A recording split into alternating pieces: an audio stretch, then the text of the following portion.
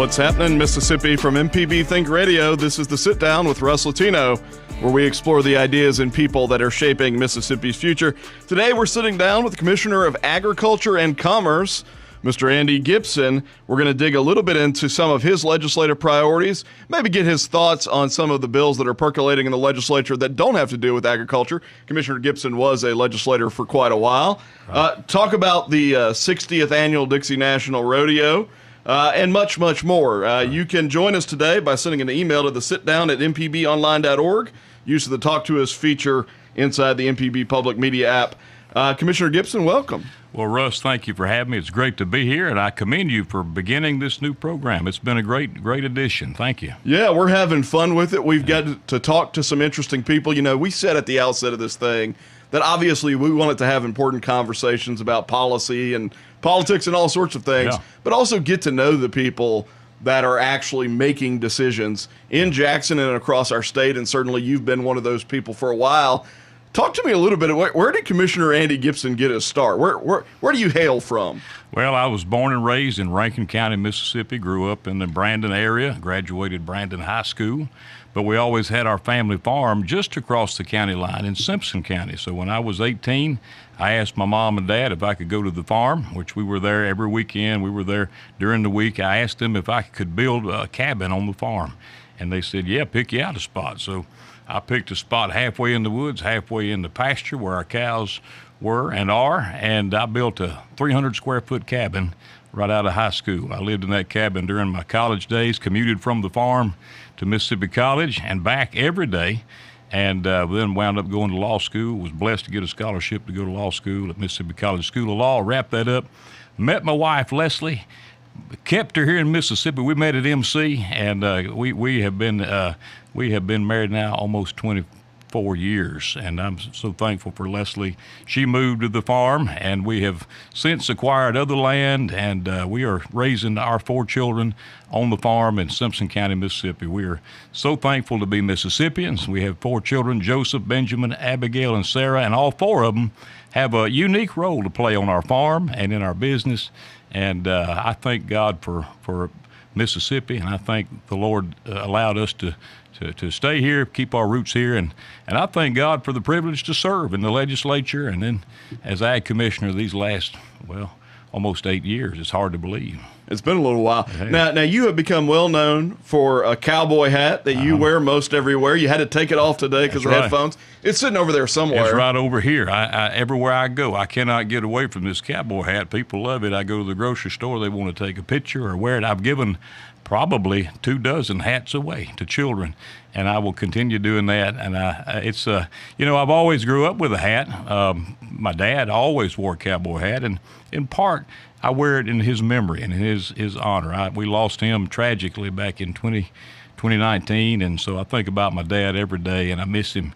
And so every time I put on that cowboy hat, I remember my dad. You know, sometimes people will say the phrase "all hat and no cattle," but you actually own cattle. We do, absolutely. Been raising cattle. In fact, before I got out of high school, my dad and I cleared the land on our farm. It had grown up in pine trees mostly. We cleared those trees and planted pasture and started raising cows when I was about 16 years old, and have a lot of happy memories.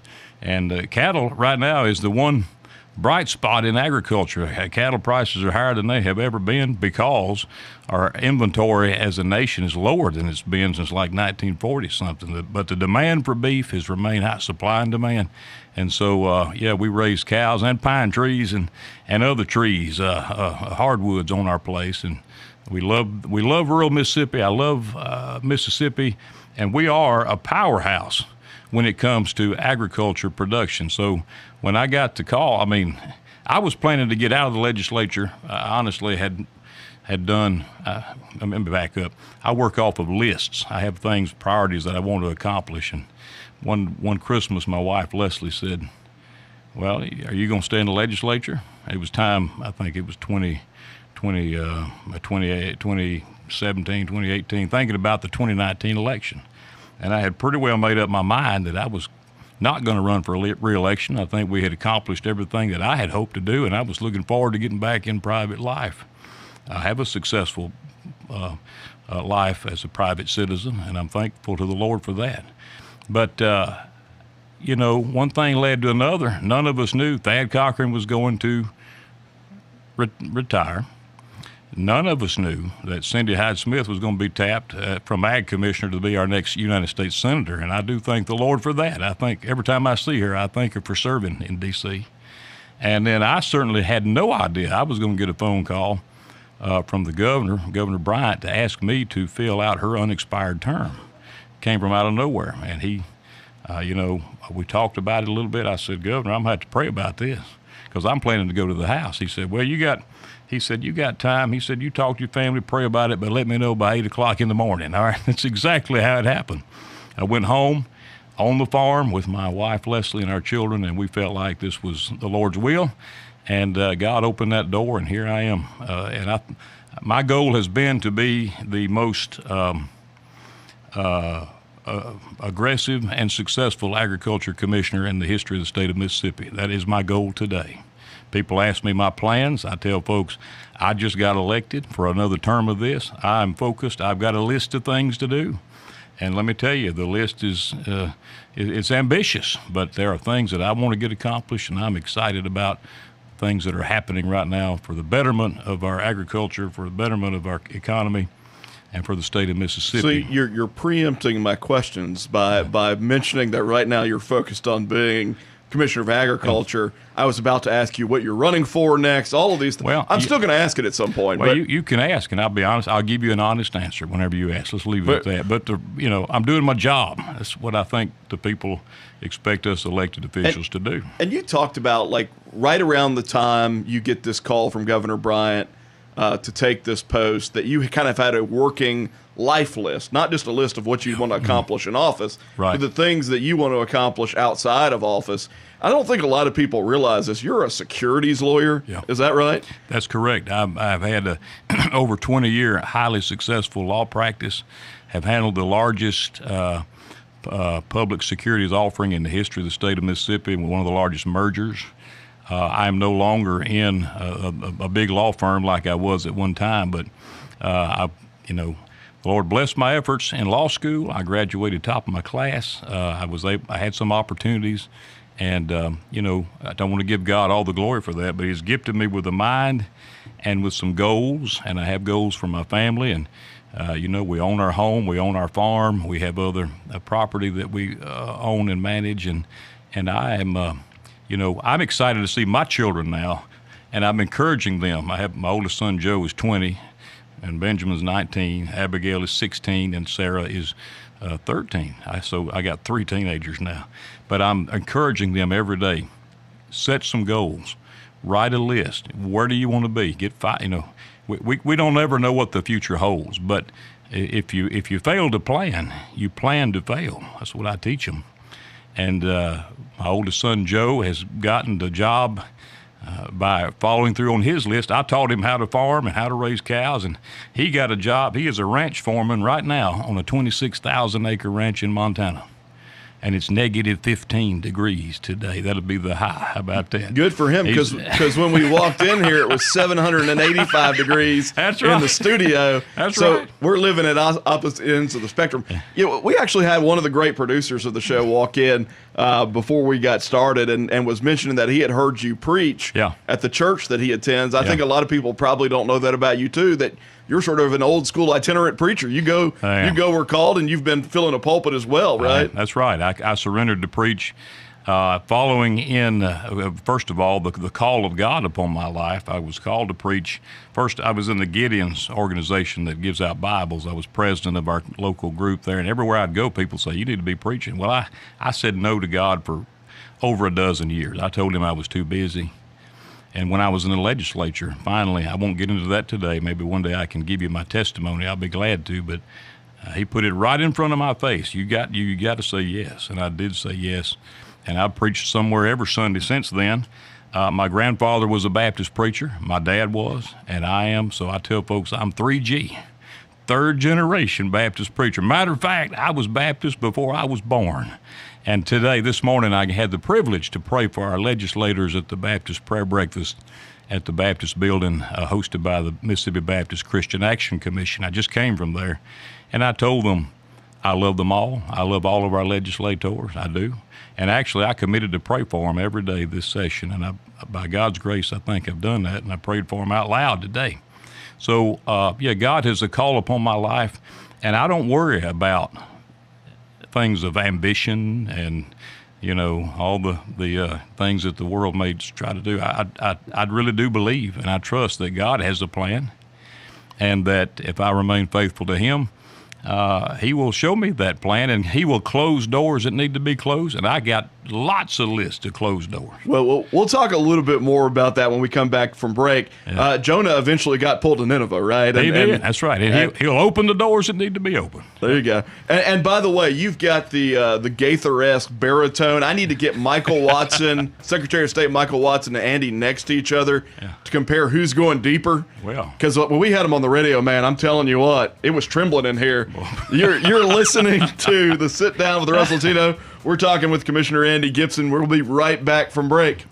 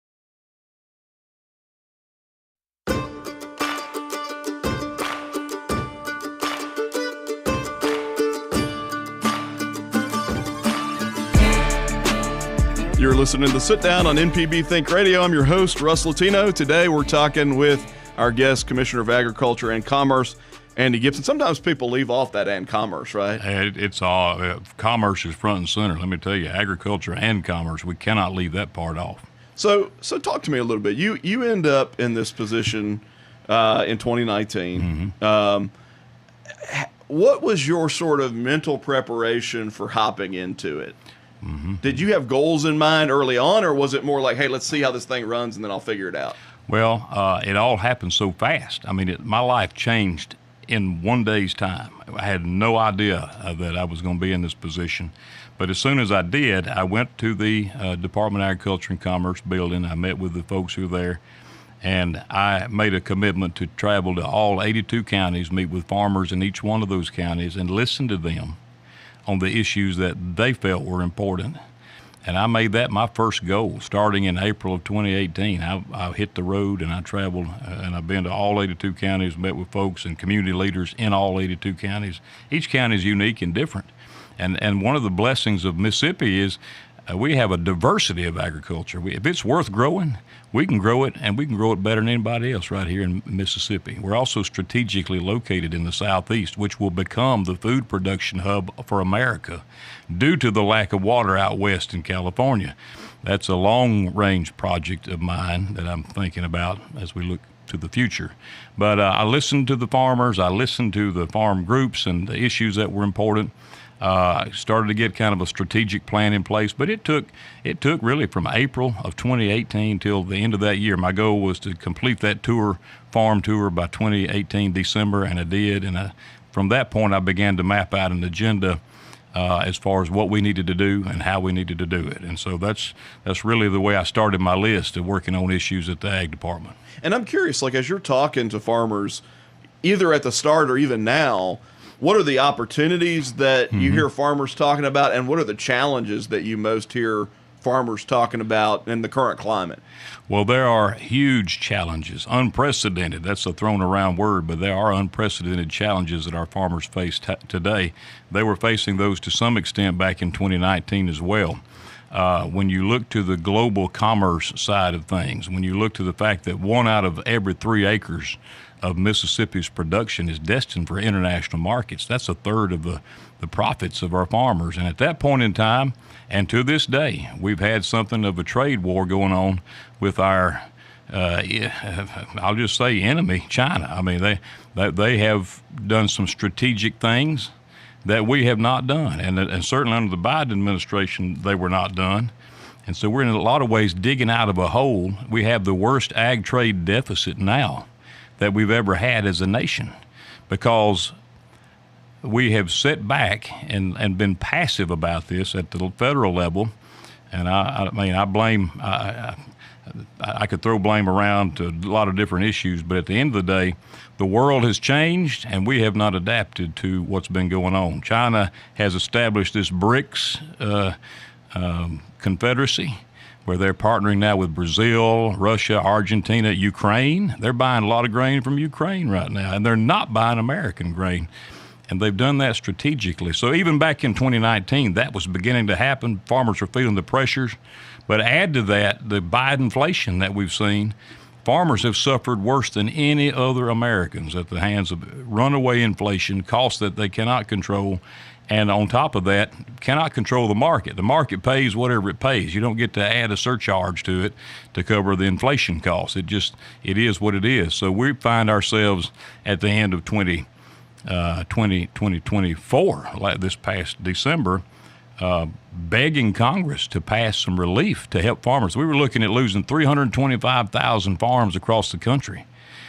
Farmers just, many at retirement age, it's not profitable anymore. They're going to the house, high interest rates, all the quagmire of the Biden economy. And I'm so thankful that Donald Trump is reelected, and I was glad to help. I spent a lot of time and a lot of effort on that subject in 2024, and I look forward. Matter of fact, I'm going to Dixie this month to meet with the Ag Secretary and the administration on key issues for our farmers that we're facing. So it's we've got to get aggressive. Those are challenges. Opportunities, local agriculture, local food. People want to buy local food. We have the genuine Mississippi brand, everything grown, raised, crafted, and made. A huge opportunity where people are willing to pay a premium for that local product. So we established a website, genuinems.com. I tell folks to go buy that. There's no tariffs involved in buying local when you buy a genuine Mississippi and buy American. So we're gonna be looking at all these issues strategically, and also traveling around the world to expand our markets. I've already been doing that. I've been to India 3 times on behalf of Mississippi, the world's now largest country, much larger than China, fastest growing nation in the world, free country.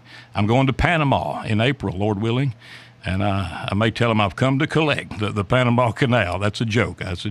But I am going there to talk about strategic changes that we can implement now under a Trump administration that'll benefit commerce for our ag exports and for our farmers. Are any of the farmers in Mississippi, because you mentioned that 1/3 of the crops grown in Mississippi ultimately get exported, are any of the farmers that you're hearing from concerned about retaliatory tariffs where China, understandably, a lot of people look at China and say that's an enemy of our state. They're doing all sorts of stuff to undercut our economy. They're destabilizing the global economy in a lot of ways that are to their advantage. But is there a concern on the part of farmers saying, hey, look, I still got to be able to sell my crops overseas, and if they end up responding with increasing tariffs as well, that closes some of those markets for us? You know, there is a concern, and farmers are rightfully concerned.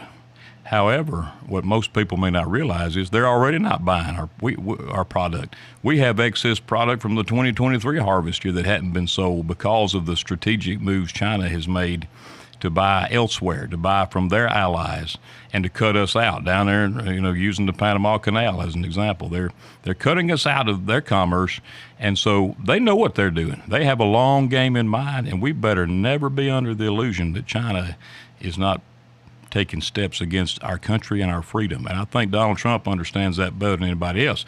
But I think you look at what happened with the retaliatory tariffs. Trump did this last week, Saturday. Mexico, Canada, China, our top 3 trading partners. Those are our top 3 trading partners. Boom, he puts these huge tariffs. Mexico and Canada slap retaliatory tariffs, but before the day's over, they're back at the table, want to make a better deal. That is what I think President Trump has in mind, and that is what I support. We need a better deal. We need the same thing to happen with China. And the fact is, China's dumping all kind of trinkets and goods and junk on us, and we buy it every day. And if you look on the back of anything you buy, made in China, they've been using our people. They've been using our money against us, and we better wake up and do something different. You keep on doing what you've been doing, you're going to keep on getting what you've been getting. So I guess what I'm saying is they're already not buying our product. That's why farmers are in the pinch in a lot of ways that they are right now. Who is buying it then? If 1/3 of what they're producing is being exported, who is buying it? Our top exports as our top trading partners in Mississippi. Actually, China is buying the most of our cotton. So they're buying cotton from us here in Mississippi. Canada's buying a lot of seafood, poultry, food. Vietnam, believe it or not, is one of our top trading partners in terms of wood products, cotton products, and Mexico as well. But we also have had some success in breaking into new markets, and this is what Trump was focused on back in the first term, and I was a part of this initiative, and we'll continue it starting with my trip to Panama in April, and that is expanding new markets and filling up the hole that China has created. We need new partners. India is the biggest and most obvious one. Under the Trump administration, we sent the first Mississippi poultry to India in history. I was a part of that. It was a great day. COVID happened and shut down a lot of trade, and in a lot of respects, that may have a lot to do with the ag trade deficit we have. But Biden was never aggressive in getting these new markets open. We need to have positive discussions, and we need to have some free trade agreements with some countries. I think that's the goal. We have to have open trade. You see, this whole issue of tariffs is hurting us globally because India will have tariffs on our products. They have protectionist tariffs against, to protect their poultry farmers, for example. And I could go into detail on that. But 3 times I've been over there. There is a willingness and a reception to partner with the United States. And I think what's happened in Ukraine is a huge issue. Ukraine produces 1/3 of the world's grain. Yeah. And Russia is no idiot. They're doing what they're doing because food security is national security. But we are strategically focused on, we have a Hong Kong trade mission coming up. We have as well some issues and opportunities in South America, Colombia, which is kind of the gateway to that region. We had a trade mission there last year. So China's still buying. What I'm saying is they're just not buying as much, and they've adopted a strategic plan to move away from the United States. I think these tariffs that Trump is putting in place will bring them back to the table in some shape or form. That's what we need to have a reset of our trade relations overall. Yeah, because it strikes me that there are kind of 3 arguments that you hear around tariffs on sort of a macro level, right? One is that they're revenue producing. One is that they essentially forced companies to produce in America. And then the other one is that they're a negotiation tactic, right? To get to a point of better and free trade. And, just from my vantage point, I would look at it and say that I think, by and large, free trade is a good thing, right? If you look at the Great Depression as an example, the United States had a trade surplus during the Great Depression, but it was because our citizens couldn't afford to buy anything. Yeah. Sometimes a trade deficit is a sign of the strength of an economy because it means that citizens can afford to import things and pay for them. And so I think it'll be very interesting to watch how all this pans out, in part because you're right. It's like you see these tariffs implemented, you see this conversation about retaliatory tariffs, and then to your point, immediately both Canada and Mexico are at the table talking about how they can come to better terms. Yeah, and people don't understand how strategic that is, because actually the Mexico-Canada-U.S. trade agreement that was negotiated last 5 years ago was by Donald J. Trump. It's due for renegotiation anyway. So he's doing what Trump does. He's working the art of the deal, and he wants to get a better deal. He got great deals for our farmers under that MCA agreement, and I am convinced there'll be even better deals as a result of these latest tactics. Now, China is going to be China, and we're going to have to deal with them. So, this will be a fascinating thing to watch over the next several months, several years. But when we come back from break, we're talking with Commissioner Andy Gipson. We're going to shift a little bit and talk about what's going on in Mississippi, the legislature, and obviously the Dixie National Rodeo as well. Yeah. We'll be back in just a moment.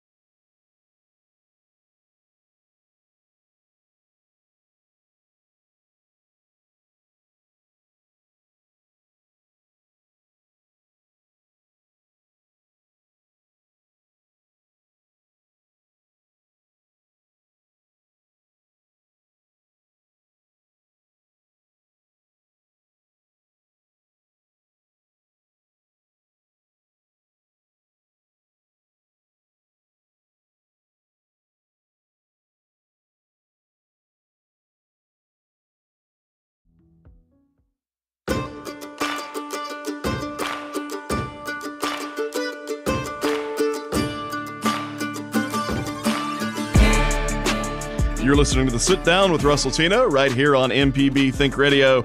We're talking today with Commissioner Andy Gipson, Commissioner of Agriculture and Commerce. I should say there are other commissioners in this state. Yeah.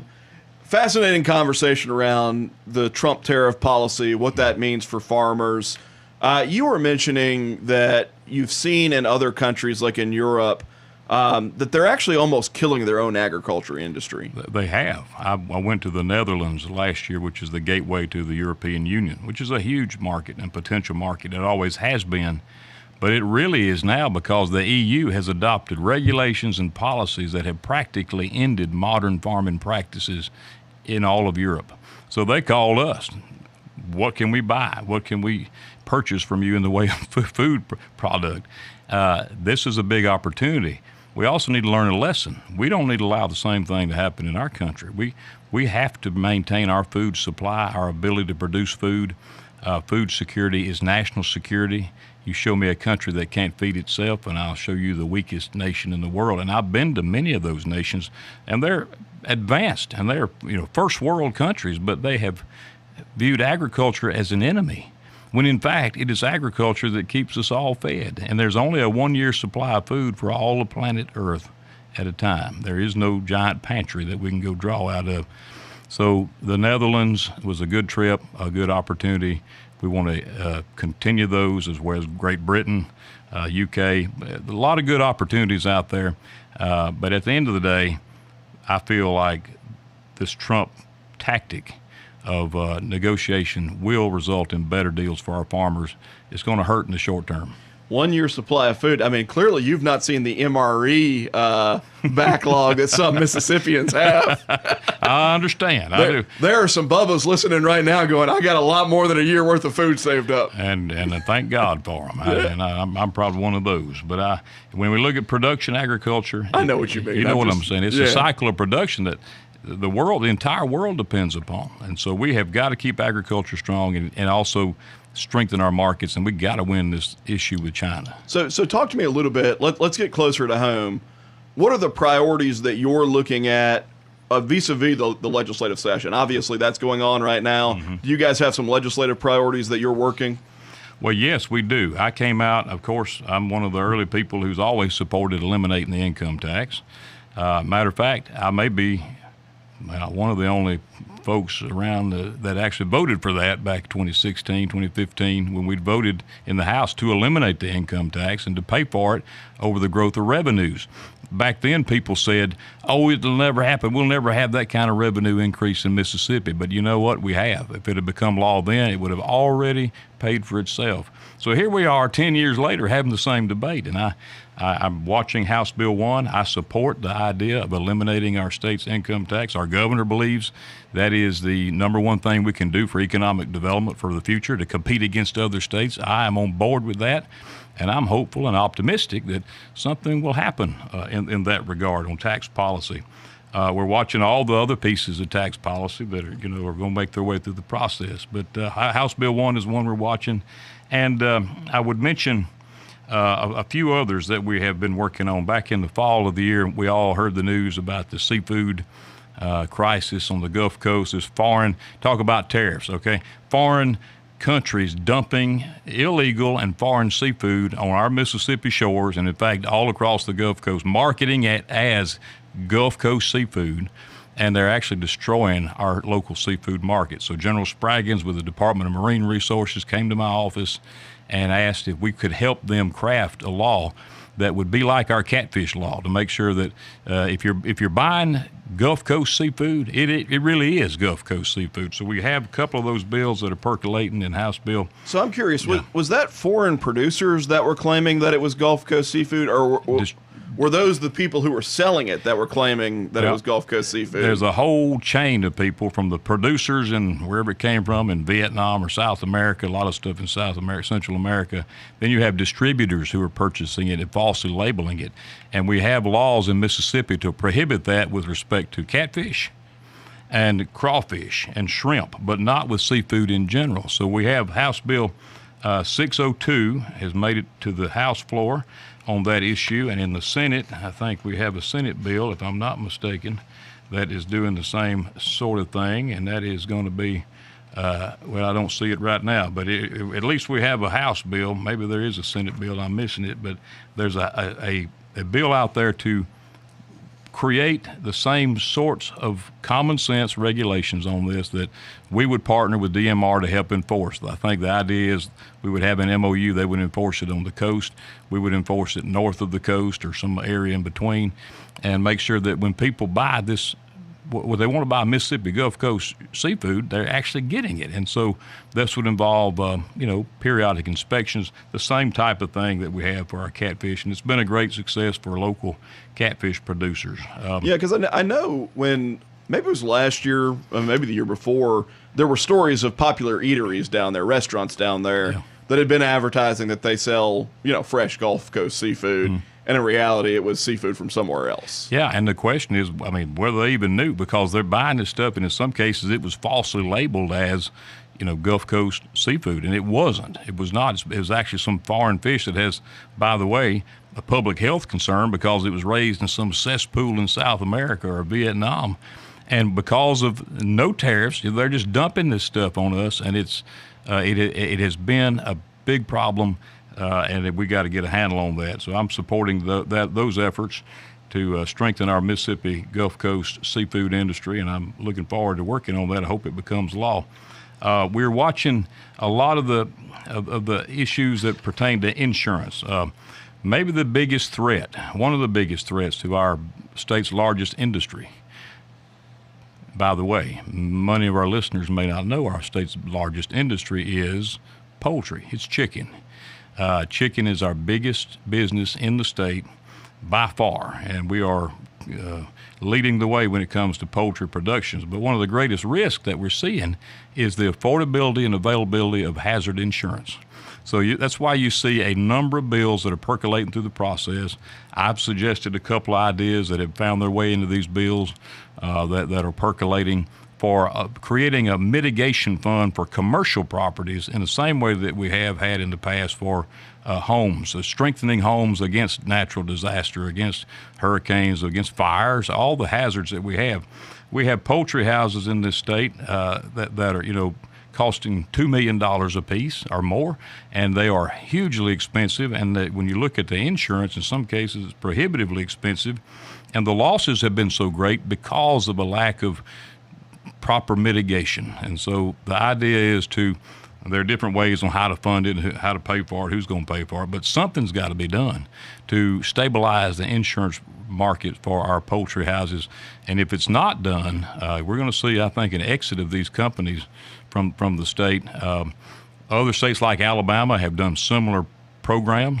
So there's 4 or 5 different mitigation. I won't go them all right now, but we support the idea, and whatever the legislature decides in terms of getting that done, I think that's going to be a really good step in the right direction. And on that note, we have the harvest permits that we worked so hard to get passed in the prior administration to allow our poultry and grain and loggers and other producers. I mean, these are the producers of the backbone of our economy. 1 out of every 3 jobs in Mississippi is related to agriculture or forestry. It's a huge part of what we do as a state. So they're hauling these products, and they needed a harvest permit to, allow them to haul a little bit more and make it more efficient, especially with the rising cost of fuel. So we're working to support getting those harvest permits extended in House Bill 953, and then there is a Senate bill. So let me ask you this, and this may not relate specifically to a piece of legislation, but what are the labor concerns that poultry producers tell you about, that farmers are telling you about? What are the big sort of labor concerns that they have? They're huge concerns, and they're not new. When I traveled the state 8 years ago, 7 years ago, whatever it was, that was one of the big concerns, workforce. Workforce is always a big issue. It's one of our biggest issues as a state, but for agriculture, it's make or break, and it's been a decades-long issue. For years and years, we had policies in place that had the legal ways for people to come work. Now, the rules for H-2A visas, H-2B visas have been in place for a long time, and they worked well. But under the last 4 years of the Biden administration, these seasonal workers were not able to comply with the rules. These rules were put in place that made it so expensive that employers could not, comply with the rules or afford to pay these folks. And it's almost like they were trying to eliminate the legal way to come work in America at the same time as they're welcoming all these illegals across the border. And so it's been very counterproductive, and we have got to streamline that. That's one of the things I'm going to talk about. Now, the Trump administration is doing what Donald Trump said he would do, and deporting illegal criminals in America. I watched an episode about that the other day, and I was just, I said, this guy is doing what he said he was going to do. Give him credit for that. I think there is, a concern among some of the industry that this might have an adverse effect on people showing up to work. But what I want to communicate is there are legal avenues to come to work in America. If local people won't take these jobs, and we do want Mississippians to take these jobs and work them, and one of the requirements is you must advertise it and allow local people the opportunity to work these jobs before they're offered to seasonal or migrant workers. So I think we got to get back to the rule of law. That's the bottom line. We got to make it easy and streamlined to have workers here who we want to have here, and we welcome them to come here. But those rules have not been enforced and have not been allowed to work for the last Biden administration. Yeah, you sort of intuited my question, which was, obviously there's a shift in immigration policy what's the impact of that around agriculture. I do think, there's this weird sort of confluence of different policy ideas. So as an example, I once had a client that operated a business in the Mississippi Delta, and it wasn't the type of business where salaries were huge. Yeah. But what they would see is that right around September of every year, their workforce would quit because they were right up against what's called a welfare benefit cliff, where if they continue to work, they would lose their federal assistance. And so that left them in a position where they didn't have a workforce for several months at the end of the year, but come January 1 would have to rehire the same workforce.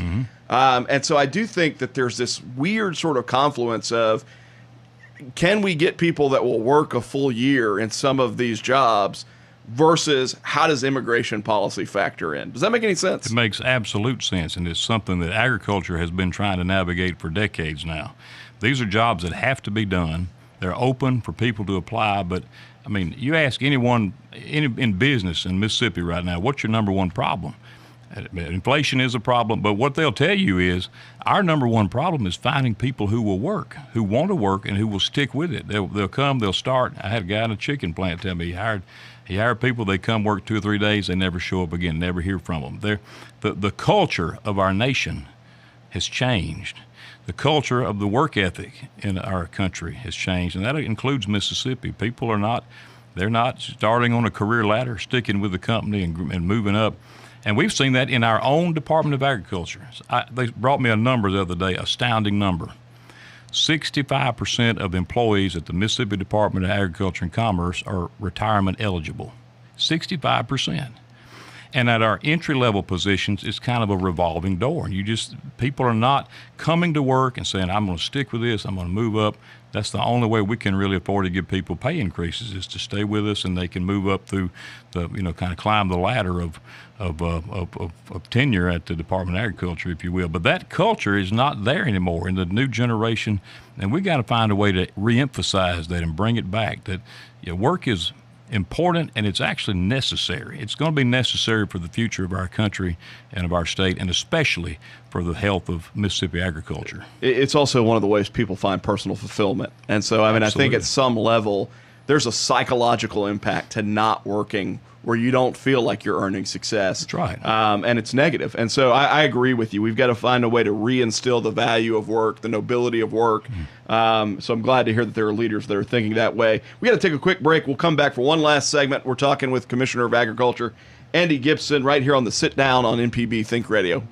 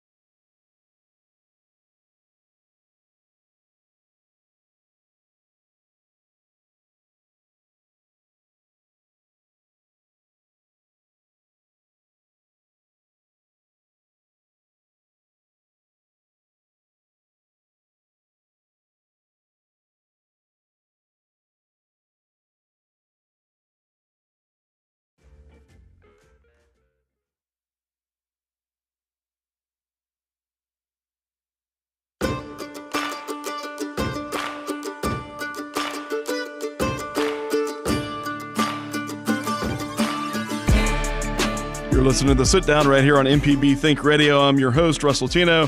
We've been talking with Commissioner of Agriculture and Commerce, Andy Gipson, about a lot of different things. A lot going on in the world, obviously a lot going on in the world of agriculture. One of the events that I think maybe you relish more than I remember other commissioners of agriculture relishing. You really love the Dixie National Rodeo. I do. I love it because it is a genuine Mississippi event, and it is the largest rodeo and livestock show east of the Mississippi River. It could be anywhere. It could be, in Tennessee. It could be in Georgia, but it's right here in Mississippi, and it's because of the vision of people 60 years ago. Folks that you may not have heard of lately, but folks like Commissioner Cy Corley and Robert Stockett Sr. and Herman Massey and Percy Quinn had a vision in the 60s to build a new event and to make it something that everyone in America would want to come to. And we're still having that 60 years later. It has grown by leaps and bounds. There's different people involved, different companies involved, different rodeo companies, but it is still the Dixie National Livestock Show and Rodeo. We had 48 states who came here to bring livestock and show last year. I think we'll have that many this year as well. We have cowboys and cowgirls from all over the world literally come in here, drive in middle of the night, fly in here to be in the Dixie National. And we couldn't do it without our sponsors. The program works because the private sector is involved, and we have good sponsors who promote this rodeo. They're willing to put their money where their mouth is and allow us to do the advertising that we do and take the entertainment to the next level like we've done. And so that's how we're able to have folks like Ella Langley and Zach Top and Gretchen Wilson here this year. We have published those are some big names. Big names, and again, couldn't do it without our private sector sponsors. We came to them a few years ago. Southern Ag Credit has become a leading presenting sponsor. They are the main sponsor of this rodeo, and I want to give them a big shout out. We got a lot of other great folks, but you can find out everything that's happening at the Dixie National at dixienational.org, dixienational.org, and we have there a PDF of this rodeo guide. It's every event, every day that's happening. We'll kick it off tomorrow, Thursday, with the sale of junior champions, which is our 4-H and FFA kids who had a grand champion, who have champion sheep and goats and pigs and cows, steers, market animals, and we are just excited about it. And I tell people everywhere, talking about workforce, 4-H and FFA is the best workforce development program in the state of Mississippi. If you don't believe it, come to the Sale of Champions, 11 o'clock in the Trade Mart, and you'll see the best of the best, hardest working young people who get up at 5:30 to tend these animals, and they have succeeded. And not only will they sell their top animals, but we'll give out nearly 100 scholarships tomorrow to young people who are committed to Mississippi, and they've demonstrated that. They're going to be our future leaders.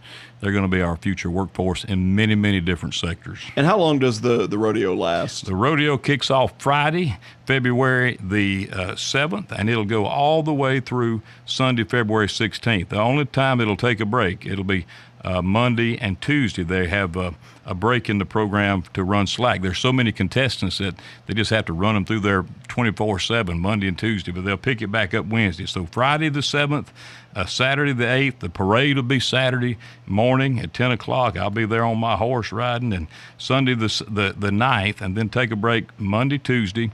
We've turned Tuesday into a field trip day. We had school kids from all across Mississippi come and get a little taste of the rodeo, and then pick it back up Wednesday through that Sunday. And this year, for the first time, we've added on Sunday, February 16th, a Mississippi high school rodeo performance. So kind of like the basketball championships where they come to the Coliseum, the big house to perform, we're bringing the best of the best Mississippi high school kids from all across our state to the Coliseum, and they're going to perform on the floor of the Dixie National Rodeo. Germaine, you were whispering sweet nothings in my ear. What were you mentioning? I just wanted everybody to know, if you want your chance to win another set of tickets, we gave away a set on Fix It 101 this morning to see Gretchen Wilson at the rodeo next Saturday. Tomorrow on autocorrect at 10 a.m., you'll get your chance. Awesome. Great. Very, very cool. So we'll kick it off with Sam Barber, George Burge, Lori Morgan, Clay Walker, then Zach Top, Ella Langley, Gretchen Wilson. Big names, big rodeo, the greatest show on dirt. What is the economic impact of the rodeo? And I've only got a couple minutes here, but $10 million last year estimated the Visitors Bureau and Tourism Department of Tourism at MDA. $10 million direct economic impact to the state of Mississippi right here on the state fairgrounds. We're proud of it, and we want to keep it going and take it to the next level. So it's one of the things on my list of things to do. So, we've obviously covered a lot. Honestly, as we were sitting here talking, I thought, man, I got to have Andy back on because there's a lot of other stuff that I would like to dive in a little bit deeper with you. I know as an example, and we didn't get a chance to cover this, but you just issued an order recently, maybe last week, around diversity, equity, inclusion policies at the Department of Agriculture. Those are sorts of interesting conversations that are happening nationally, obviously happening at the state level, I think are worth digging into. We do this thing at the end of the program that is not as serious as that. All right. And it looks a little. Have you seen Inside the Actor Studio before?